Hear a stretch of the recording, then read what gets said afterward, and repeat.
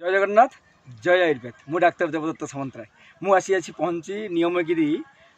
जो पहाड़ ऊपर पहुँची एवं एठिकार जो मैंने बसवास करदिवासी मैंने ये विभिन्न प्रकार फल पनीपरिया चाष कर बहुत सुस्थ रोचंती एठी तो नियमगिरी आप जानते पूरा औषधीय वृक्षलतार जो द्वितीय हिमालय कहले अत्युक्ति हम ना आमपाई ओडिशा ये हूँ आम गर्व नियमगिरी तेणु ये नियमगिरी एत सब औषधीय वृक्ष अच्छी किंतु आमे जो हलदी सब व्यवहार करुचे गाँ गंडारे मुझे आपको ओरिजिनल हलदी बाबद में कहि टे गौतम सर को कहि टे देखेबे से हलदी गछ को ये माने प्रचुर परिमाण रे ये पहाड़ पददेश तल देश पहाड़ उपर आपणकर पूरा भरपूर होकर अच्छी हलदी गछ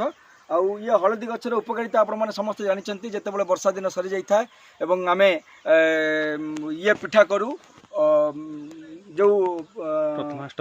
प्रथमाष्टमी एंडुरी पिठार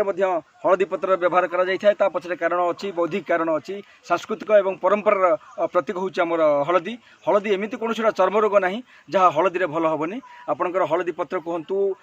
खंड हलदी कहतु हलदी चेर कहतु विभिन्न प्रकार आपंकर जो अर्श रोग हलदी चेर को बाटिक जदि आप लगाती निश्चित रूपे जो आपंकर अर्श बड़ी नरम हो धीरे धीरे से गली पड़ो एवं हलदीर एत औषधीय गुण अच्छी चर्म रोग आप ये पूरा वरदान एक आपन जिते प्रकार काछु कुंडिया आपन जिते प्रकार अर्टिकारिया एक्जिमा जिते प्रकार चर्म रोग अच्छी निश्चित रूपे आपन ये हलदी व्यवहार द्वारा आपन आरोग्य लाभ करेंगे एवं आर आवश्यकता अच्छी ये कौ परिमाण पत्र को केमिति व्यवहार करेंगे मूल को केमिति व्यवहार करेंगे एवं हलदी सहित आउ कौन कौन मिसईकरी कौ कौ रोग आम मुक्ति पाइपर कृमि रोग ठूँ आरंभ कर विभिन्न प्रकार रोग आम शांत पाइपर तेणु निश्चित रूपे आप हलदी व्यवहार करूँ एवं सुस्थ रुहतु। जय जगन्नाथ नमस्कार।